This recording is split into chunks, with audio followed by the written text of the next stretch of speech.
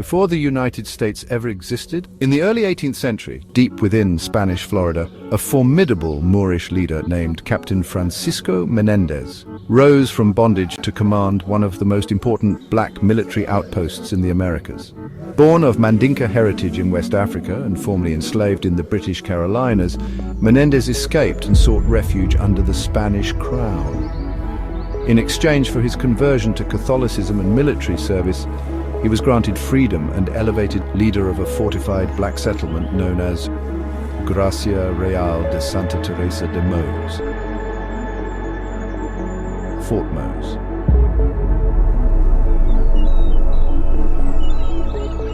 Established in 1738 by Governor Manuel de Montiano, Fort Mose became the first legally recognized free black settlement in what is now the United States. It stood not simply as a refuge for Africans fleeing enslavement, but as a militarized and sovereign territory commanded by free black men, many of whom were Moors or African-born soldiers. Situated just north of St. Augustine, Fort Mose served as a critical defensive outpost for Spanish Florida, defending against British attacks from the north.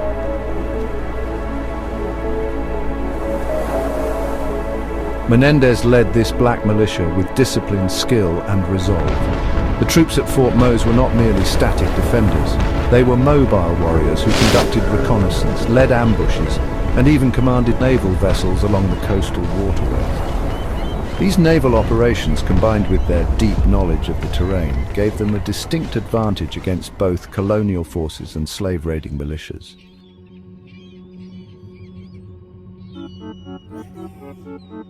In 1740, the might of Fort Mose was tested when British Governor James Oglethorpe launched an assault during the War of Jenkins's Ear. British forces temporarily captured the fort, but Menendez returned with Spanish regulars and native allies to launch a devastating counteroffensive. The resulting clash, known as the Battle of Bloody Mose, ended in a resounding victory for the free black militia. The British were forced to retreat and the fort was reclaimed.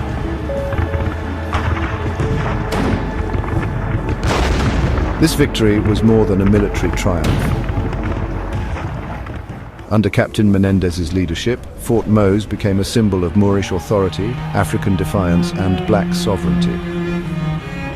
People of African descent were not merely passive victims of enslavement, but were capable of organizing, defending territory, and shaping the course of colonial history on their own terms.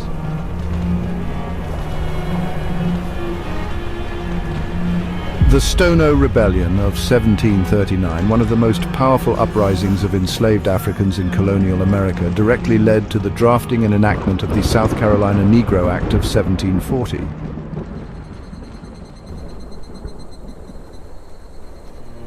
In the aftermath of the rebellion, of the African prisoners of war marching southward in a bid for freedom to unite with the Moorish forces of Fort Mose, the colonial government moved swiftly to suppress future resistance by establishing harsh legal restrictions on enslaved populations. Among the most striking features of the Negro Act is found in Section 4, which offers a legal definition of who was considered a Negro under the law. It states the term Negro is confined to slave Africans, the ancient Berbers, and their descendants. It does not embrace the free inhabitants of Africa, such as the Egyptians, Moors, or the Negro Asiatics, such as the Lascars.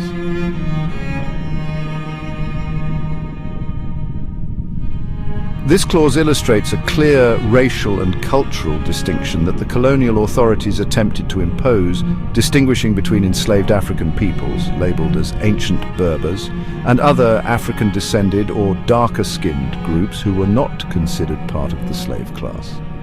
This distinction served not only as a legal device, but also as a cultural statement about the classification and control of African identity in early America.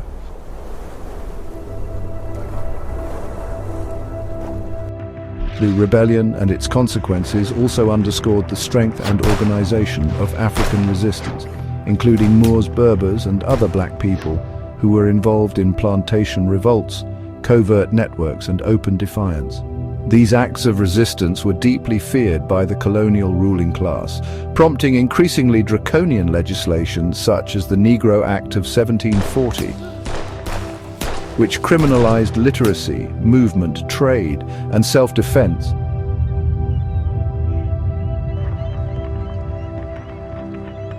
The historical implications of the law and the rebellion that precipitated it are foundational to understanding the dynamics of African and African-descended peoples' fight for identity, autonomy, and liberation in early America.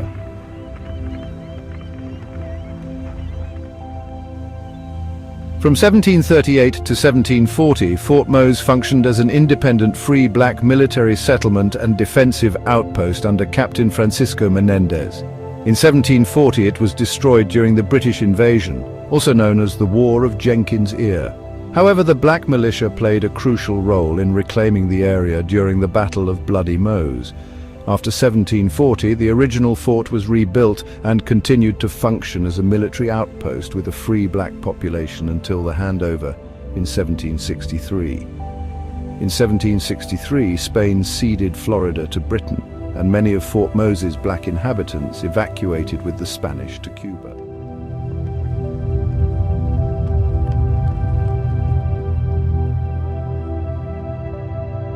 When Spain ceded Florida, including St. Augustine and Fort Mose, to Britain in 1763 as part of the Treaty of Paris, several African-descended and black communities who had lived under Spanish protection were forced to make a decision: evacuate with the Spanish to Cuba, remain under British rule,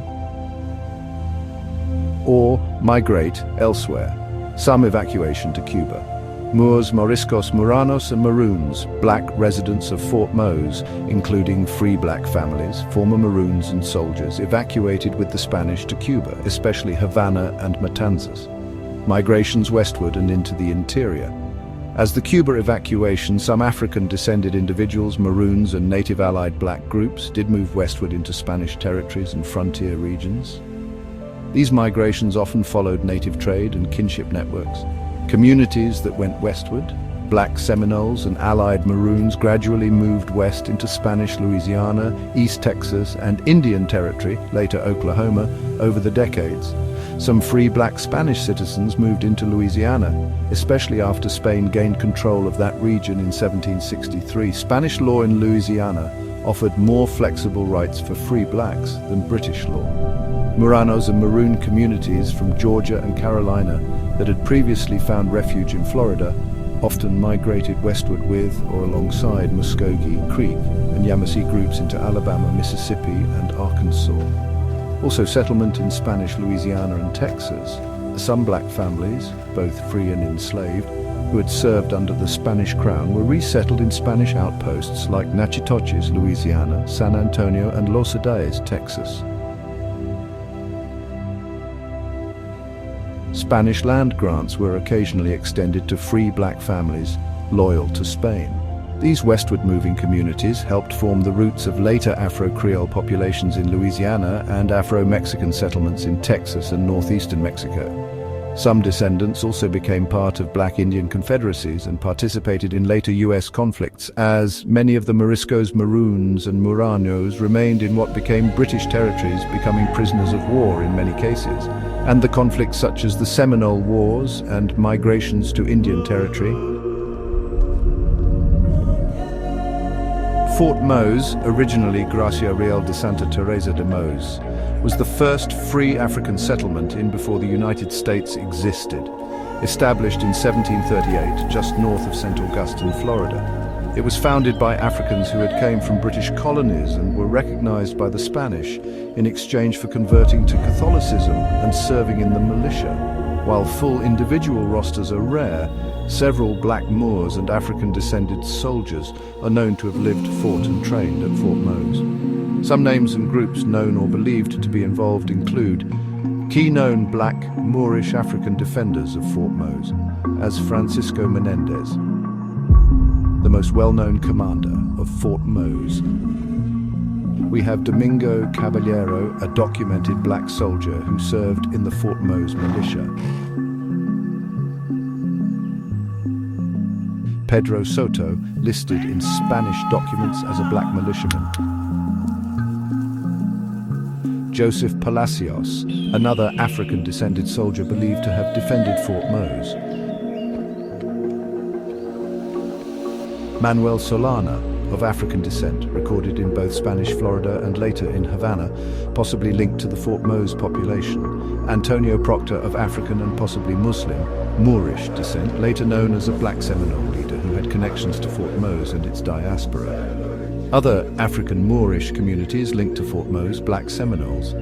After the British took Florida in 1763, many Fort Mose inhabitants fled westward into Spanish Louisiana or south into Cuba. Some intermarried with native tribes, especially the Seminole, and continued to resist Anglo-American expansion. Mandinka, Wolof and Fulani Muslims, Moorish Africans from these groups, were among those enslaved in British colonies and were part of the escapee populations that made it to Spanish Florida and Fort Mose.